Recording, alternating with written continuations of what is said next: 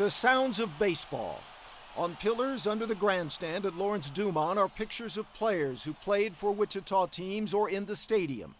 Most well known, not this man, Frank Isbell, but he should be. He spent 10 years in the major leagues where he set several records that still stand. Baseball historian Bob Reeves wrote Baseball in Wichita. When he talks of Isbell's career, almost all with the Chicago White Sox, he talks of a man who was also a hero off the field. In 1898, he ran into a burning house and rescued a baby. The house across the street from the ballpark was burning. He saw the family run out and somehow heard that the baby was still inside, so he went inside to get it. Isbell's time was long ago. This film is from about 1906 when he was playing. Things were different. And the ball was a so-called dead ball. It was not as resilient. Bats were big and heavy, so there were very few home runs.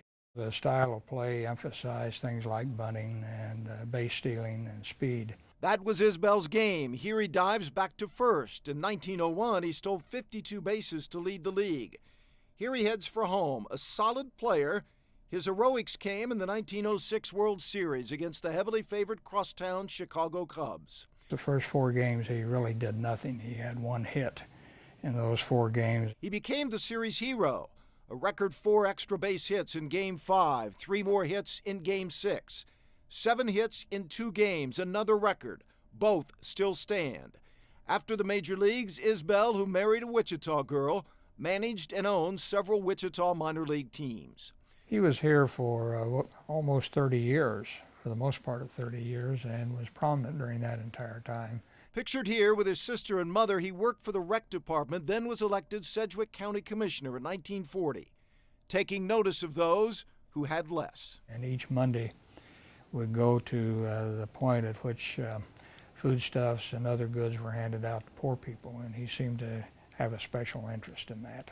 He died at 65 in 1941. Across from Wichita State, the Mission Cemetery is his resting place.